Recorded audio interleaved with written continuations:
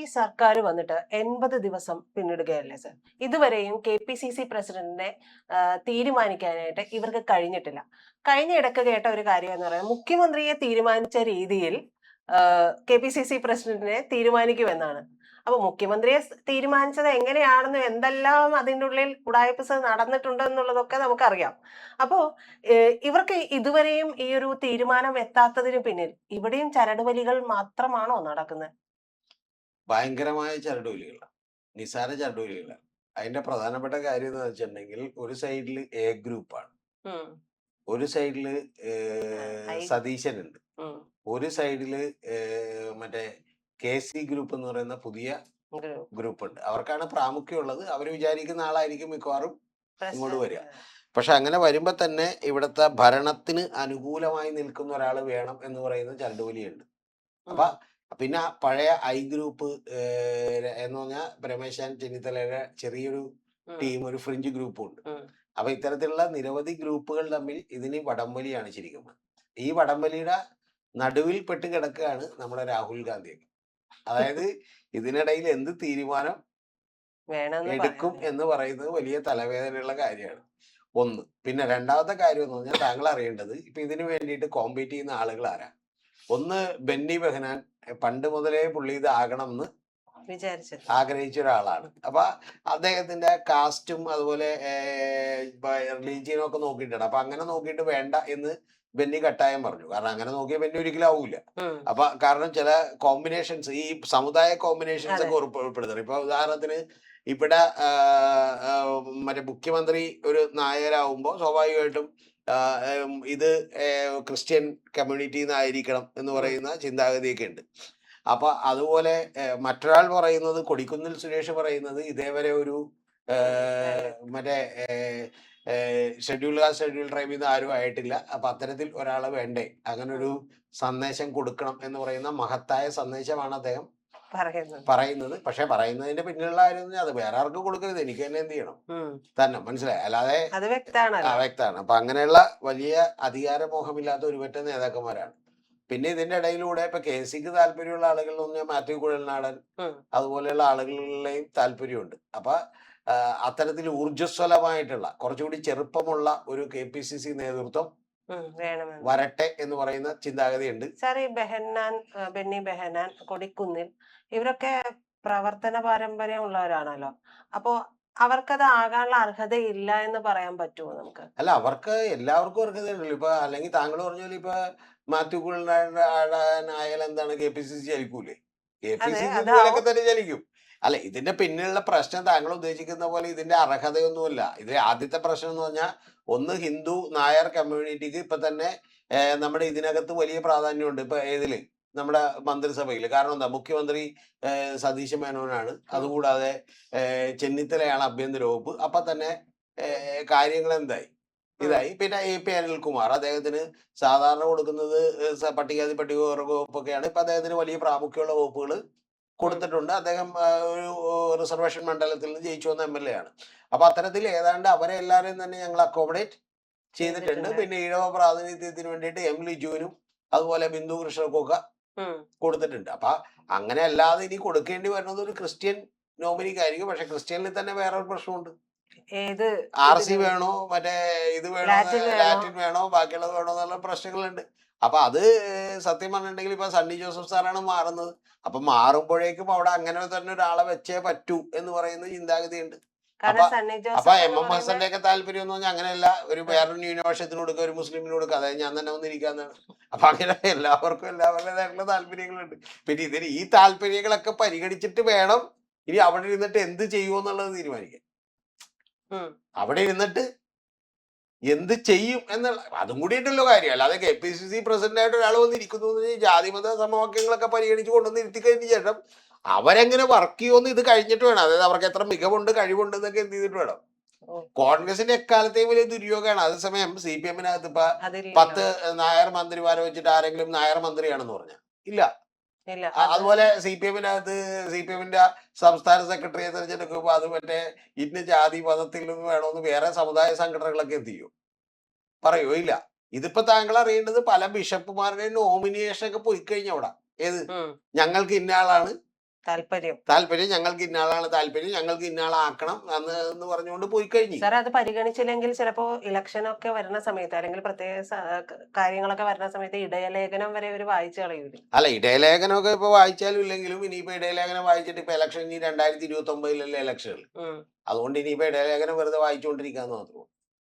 ഇപ്പൊ ഇവരെ ഭരണത്തിലെത്തിക്കാൻ വേണ്ടി ശ്രമിച്ചിട്ടുള്ള മുസ്ലിം സമുദായ സംഘടനകളൊക്കെ ഇതുപോലെ തന്നെ ഇപ്പൊ വീണ വായിച്ചുകൊണ്ടിരിക്കണം ഇവിടെ. ഇപ്പൊ ജമാഅത്തെ ഇസ്ലാമിയെ, കാരണം അല്ലാതെ വേറെ എന്ത് ചെയ്യാൻ പറ്റും?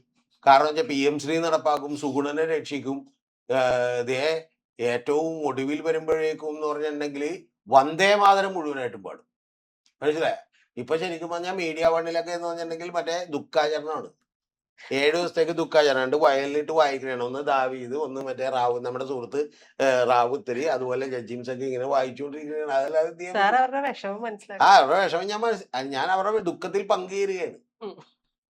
മനസ്സിലായ? ഹമാസിന്റെ ആളുകൾ കൊല്ലപ്പെട്ട പോലെ ഇത്ര ദുഃഖം ഉണ്ടായില്ല. കാരണം ഇതിലൊരു പ്രതീക്ഷ ഉണ്ടായിരുന്നു. നമ്മളിപ്പോ ഇതൊക്കെ മനസ്സിലാവുള്ളൂ, വിശ്വസിച്ചിട്ട് വഞ്ചിക്കുമ്പോഴാണ് നമുക്ക് കൂടുതൽ വേദന ഉണ്ടാവും. മറ്റവര് നമ്മുടെ ശത്രുക്കളാണ്, അവര് നമ്മളെ ആക്രമിക്കുമെന്ന് ഉറപ്പാണ്. പക്ഷെ ഇതങ്ങനെയല്ല. ഇതെന്താണ്?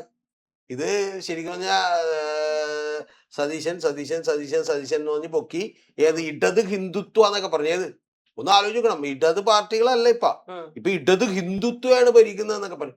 എന്റെ പൊന്നു സുഹൃത്തുക്കളെ, ഇടത് ഹിന്ദുത്വക്കാര്, SFIക്കാരും ബാക്കിയുള്ളവരൊക്കെ ആരിഫ് മുഹമ്മദ്കാരും അതുപോലെ രാജേന്ദ്ര ആർലേക്കറും ഭാരതാംബ വെച്ചപ്പോഴൊക്കെ ഒടുക്കത്തെ സമരത്തിലായിരുന്നു. അടിയും കൊണ്ട് പാവം SFIക്കാര്. അപ്പൊ അവർക്കെതിരെ ഇടത് ഹിന്ദുത്വ, നിങ്ങൾ മറ്റു മോശക്കാരായിട്ടുള്ള ആളുകളാണ്. പക്ഷെ യഥാർത്ഥ ഇടതുമല്ലാത്ത ഹിന്ദുത്വം ഇല്ലാത്ത ഒരേ ഒരാൾ വരാൻ പോണത് സതീശനാണെന്നാ പറഞ്ഞേച്ചാ. ഇപ്പൊ സതീശൻ വന്നിട്ട് എല്ലാ പണിയും നടത്തി കൊടുക്കണേ. ഏത് ലേബർ കോഡ്, മറ്റത് മറിച്ചത്. ഇപ്പൊ വന്ദേ മാതരം കൂടി വേണമെങ്കിൽ പാടിയോ, കേന്ദ്രം പറയണ വേണമെങ്കിൽ പാടിയാ മതിന്ന്. അപ്പൊ സതീശൻ പറയണ പാടിയേ പറ്റൂന്ന്, പാടാതെ ഞാൻ വിടില്ലെന്ന് പറഞ്ഞു. ഏത് അല്ല, ഇപ്പൊ ഈ സതീശനെ തീരുമാനിച്ച പോലെ തന്നെ KPCC പ്രസിഡന്റിനെ തീരുമാനിക്കുമെന്ന് പറയുന്നതിൽ എന്താണ് ഇവർ ഉദ്ദേശിക്കുന്നത്? അപ്പൊ അല്ല, ഇവര് സതീശനെ തീരുമാനിച്ച പോലെ എന്ന് പറഞ്ഞാൽ മറ്റേ പോപ്പിനെയൊക്കെ തീരുമാനിക്കും, മാർപ്പാപ്പയെ തീരുമാനിക്കുന്നത് എങ്ങനെയാണെന്നറിയാം? അങ്ങനെയെന്നറിയാം? അതായത് ഒരു ടണലിൽ കറുത്ത പുക വരും. കറുത്ത പുക വന്ന് കുറെ എന്ത് ചെയ്യും, കുറെ കഴിയുമ്പോൾ വെളുത്ത പുക വരുമ്പോഴാണ് ഇത് എന്ത് ചെയ്യണത്, തീരുമാനിക്കുന്നത്. ഇവിടെ എന്ന് പറഞ്ഞാൽ നമ്മൾ ഇതുപോലെ തന്നെ കറുത്ത പുകയാണ് ഇപ്പൊ എല്ലാവരുടെ തലയിലൂടെ ഓടിക്കൊണ്ടിരിക്കുന്നത്. മനസ്സിലായി? രാഹുൽ ഗാന്ധിയുടെ തലയിലും വരെ പാവം സോണിയാഗാന്ധിയുടെ തലയിലും വരെ കറുത്ത പുകകൾ എന്ത് ചെയ്തുകൊണ്ടിരിക്കണേ. സോണിയാഗാന്ധിയുടെ മുടി അതേറെ കുറച്ച് നരച്ചു, അത് കാരണം സോണിയാഗാന്ധിയുടെ മാത്രം എന്ത് ചെയ്യണം, ഒരു വെളുത്ത പുക ചെറുതായിട്ട് പുക. ബാക്കിയുള്ള രണ്ടുപേരെ കറുത്ത പുകയാണ്, പ്രിയങ്ക ഗാന്ധി പാവത്തിന്റെ. അപ്പൊ ഈ കറുത്ത പുക എന്ന് വെളുത്ത പുകയേക്കൊന്ന് നോക്കി നിൽക്കലാണ് കോൺഗ്രസ്സുകാരുടെ പണി. ഇത് എന്ന് വരും എന്നുള്ളതാണ്. മനസ്സിലായ? പെട്ടെന്നൊന്നും വരൂല. പെട്ടെന്ന് വരും. അതെന്ന് വെച്ചാൽ ഒരു സുപ്രഭാതത്തിൽ പിന്നെ ഒരു സുപ്രഭാതത്തിൽ ഹൈക്കമാൻഡ് തീരുമാനിച്ചാട്ടാ. ഈ ചർച്ചയൊക്കെ മാധ്യമങ്ങളിലും എല്ലായിടത്തും നടക്കുമ്പോൾ ഞാൻ കഴിഞ്ഞ തവണ KPCC ഓഫീസിൽ കയറിയുന്ന ഒരു പ്രമുഖനായ നേതാവിനോട് ഒരു അരമണിക്കൂർ സംസാരിച്ചു. അപ്പൊ പുള്ളി എന്നോട് പറഞ്ഞു, എന്റെ പൊന്നു രേഷി, ഈ ചർച്ചയൊക്കെ ഇവിടെ നടക്കുന്ന വെറുതെയാണ്, ഇതൊന്നും അവിടെ സ്വാധീനിക്കില്ല. അവിടെ ചില പ്രൈവറ്റ് ആയിട്ടുള്ള സംവിധാനങ്ങളുണ്ട്, ചില സർവേകൾ എടുത്തും അതുപോലെ ആളുകൾ എടുത്തതെല്ലാം എടുക്കും. എന്നിട്ട് എന്ത് ചെയ്യും, തീർച്ചയായിട്ടും KC പറയുന്നതും കൂടി കേൾക്കും. പിന്നെ എല്ലാവരോടും ഒക്കെ അഭിപ്രായമൊക്കെ ചോദിക്കും. ഏത് ഈ മുഖ്യമന്ത്രി ചോദിക്കാൻ തീരുമാനിച്ചാൽ എല്ലാവരുടെ അഭിപ്രായം ചോദിക്കും. ചോദിക്കലൊക്കെ ചോദിക്കുമെന്ന് മാത്രമേ ഉള്ളൂ. തീരുമാനിക്കുന്ന ആരായിരിക്കും? ഹൈക്കമാൻഡ് ആയിരിക്കും. ഈ ഹൈക്കമാൻഡ് എന്ന് പറഞ്ഞാൽ ഇപ്പൊ തൽക്കാലം KC ആണ്. KC ചവിട്ടി പറയും, എന്ത് ചെയ്യും, രാഹുൽ കേൾക്കും. അപ്പൊ മിക്കവാറും എനിക്ക് തോന്നുന്നത് ചിലപ്പോ ബെന്നിയൊക്കെ ആകാനുള്ള സാധ്യത കുറവാണ്. പാവം ബെന്നിയെ ശരിക്കും ആകേണ്ടതാണ്, മികച്ച സംഘാടകനാണ്, ആകേണ്ടതാണ്. പക്ഷെ കൊടിക്കുന്നിൽ മറ്റേ ചിലപ്പോ മാത്യു കുഴൽനാടൻ ആയാലും നിങ്ങൾ എന്ത് ചെയ്യണ്ട. മാത്യു കുഴൽനാടനെ സംബന്ധിച്ച് വേറൊരു കാര്യം കൂടി ഉണ്ട്. മാത്യു കുഴൽനാടനെ ക്ലീൻ ആയിട്ട് അങ്ങോട്ട് വെട്ടിയതാണ് ഇത്. ഈ മന്ത്രിസഭയിലേക്ക് കയറേണ്ട ഒരാളാണ് മാത്യു കുഴൽനാടൻ. മാത്യു കുഴൽനാടനെ ക്ലീൻ ആയിട്ട് വെട്ടി. കാരണം വെച്ചാൽ മുഖ്യമന്ത്രിയുടെ താല്പര്യം വെച്ചിട്ട് എന്ത് ചെയ്തു, കൊടുക്കൂല എന്ന് 100% പറഞ്ഞിട്ടാണ് പുള്ളിയെ പുറത്തുനിന്നത്. കാരണം മാത്യു കുഴൽനാടനാണ് ആദ്യം തന്നെ സതീശനെതിരെ ഒരു കമന്റും അതുപോലെ ഇതൊക്കെ മാത്യുവും റോജി എം ജോണും ഒക്കെയാണ് പറഞ്ഞത്. പിന്നെ റോജി എം ജോണിനെ രണ്ടുപേരെയും കൂടി വെട്ടാൻ പറയാൻ പറ്റില്ല. അപ്പൊ അതിൽ മൂത്തത് ആരാന്ന് നോക്കി വെട്ടിയപ്പോഴത്തേക്കും മാത്യു എന്ന് പറയുന്ന പീസ് തെറിച്ച് പുറത്തുപോയി. അപ്പൊ ബാക്കി ഇനി മാത്യുവിനെ അങ്ങനെ അക്കോമഡേറ്റ് ചെയ്യാൻ പറ്റുമെന്നാണ്. ചെയ്യാതിരിക്കാൻ വേണ്ടിയിട്ട് എന്ത് ചെയ്യും, ശ്രമിക്കും, ഭയങ്കരമായി ശ്രമിക്കും. അതിൽ സംശയമില്ല. ആര് ജയിക്കും എന്നുള്ളത് നമുക്ക് കാത്തിരുന്ന് കണ്ടു വരും മിക്കവാറും. പക്ഷെ ഈ കാര്യത്തിൽ KC ജയിക്കാനാണ് സാധ്യത. കാരണം ഇതും കൂടി KCക്ക് വിട്ടുകൊടുക്കാൻ പറ്റില്ലേ. മുഖ്യമന്ത്രി സ്ഥാനം എന്ത് ചെയ്തു, കൊടുത്തു. അപ്പൊ ഇതും കൂടി എന്ത് ചെയ്യാം, മുഖ്യമന്ത്രി സ്ഥാനം കൊടുത്തെങ്കിൽ 7 മന്ത്രിസ്ഥാനം മേടിച്ചു കൂട്ടാം. AP അനിൽകുമാർ പുള്ളിയുടെ വിശ്വസ്തരാണ്, അതുപോലെ റോജി എം ജോൺ വിശ്വസ്തരാണ്, ലിജു അങ്ങനെയാണ്, ബാക്കി എല്ലാ മന്ത്രിമാരും കെ മുരളീധരൻ ഒഴികെ ബാക്കി എല്ലാ മന്ത്രിമാരും പുള്ളിയുടെ വിശ്വസ്തനാണ്. ആളാണ്. പിന്നെ സതീശനൊപ്പം ഉള്ള മന്ത്രിമാരും മറ്റേ മന്ത്രിമാരാണ് ആര്, ഉം. കെ എം ഷാജി, കുഞ്ഞാലിക്കുട്ടി, അങ്ങനെ മുസ്ലിം ലീഗ് മന്ത്രിമാരെല്ലാം ആരുടെയൊപ്പമാണ്, കേസിക്കൊപ്പമാണ്. അല്ല സതീശനൊപ്പമാണ്. സതീശൻ. സതീശനൊപ്പമാണ്. ബാക്കിയുള്ള മന്ത്രിമാരേ ഉള്ളൂ. അപ്പൊ ആ മന്ത്രിമാരിൽ ഇനി ആര് അതുകൊണ്ട് തന്നെ മിക്കവാറും കേസ് ജയിക്കാനാണ് സാധ്യത. പിന്നെ അങ്ങനെ കേസിൽ ഒരാൾ വന്നില്ലെങ്കിൽ ഒരു രസം ഉണ്ടാവില്ല. കേസിൽ ആൾ വരട്ടെ എന്നാണ് എൻ്റെ പ്രാർത്ഥന. എന്താണെന്നറിയാം, അങ്ങനെ വന്നാലേ ചെറിയ പൊട്ടലും ചീറ്റിലും അടിയൊക്കെ ഉണ്ടാവും. അല്ലെങ്കിൽ രണ്ടുപേരും ഒരേ ഇതിലാണ് പോയിക്കൊണ്ടിരുന്നെങ്കിൽ ഒരു ഇതുണ്ടാവില്ല. പാവം സണ്ണി സാറൊക്കെ ഇരുന്നപ്പോ ഒരു കുഴപ്പമുണ്ടായില്ലല്ലോ, ആരും പ്രശ്നമൊന്നും പുറത്തൊന്നും അറിഞ്ഞില്ല. കാരണം പുള്ളി വളരെ എല്ലാവരോടും പുള്ളി നല്ല പുള്ളി ശരിക്കും പറഞ്ഞാൽ ആളുകൾ വളരെ സാമട്ടിലൊക്കെ ആണെങ്കിലും പുള്ളിക്ക് എല്ലാ കാര്യവും ഗംഭീരമായിട്ട് അറിയാവുന്ന ഒരാളാണ്.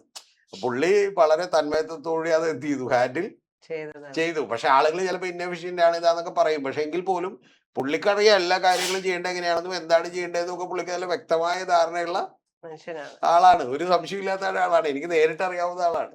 അപ്പൊ പുള്ളി പലപ്പോഴും എന്നോട് തന്നെ ചില കാര്യങ്ങളൊക്കെ പറഞ്ഞിട്ടുണ്ട്. എനിക്കത് കേൾക്കുമ്പോൾ തന്നെ ചിരി വരും. കാരണം എത്ര ഷാർപ്പ് റീഡിങ് ആണെന്ന് എനിക്ക് എന്ത് ചെയ്യാം, ഏത് അവരുടെ അവസ്ഥയെ കുറിച്ചും പുറത്തുള്ള അവസ്ഥയെ കുറിച്ചും ഒക്കെ പുള്ളി എന്ത് ചെയ്യുന്നുണ്ട്. ഒറ്റ വാക്കിൽ പുള്ളി എന്ത് ചെയ്യും, ചില കാര്യങ്ങൾ നമ്മളോട് കമ്മ്യൂണിക്കേറ്റ് ചെയ്യും. അങ്ങനെ ഗംഭീരമായി ചെയ്യാൻ അറിയാവുന്ന ഒരാളാണ്. പിന്നെ പുള്ളി വിചാരിച്ചതൊന്നും ഒരു പ്രശ്നത്തിനോ അല്ലെങ്കിൽ ഭയങ്കരമായിട്ടുള്ള ഒരു PR വർക്കിനോ ഒന്നും പോയി പുള്ളി ഒരു ഇമേജ് ബിൽഡിംഗ് ഒന്നും നടത്തേണ്ട ആവശ്യമില്ല എന്ന് പുള്ളി വിചാരിച്ചു. അതുകൊണ്ട് പുള്ളി എന്ത് ചെയ്യില്ല. പുള്ളിയുടെ ജീവിതത്തിൽ പുള്ളി അങ്ങനെ ചെയ്തിട്ടില്ല, അങ്ങനെ ചെയ്തില്ല. പക്ഷെ അടുത്ത വന്ന ആൾ അങ്ങനെ ഇരിക്കില്ല. അങ്ങനെ ആകാതിരുന്നാലേ നമുക്കൊരു രസം ഉണ്ടാവുള്ളൂ മാധ്യമങ്ങൾക്ക്.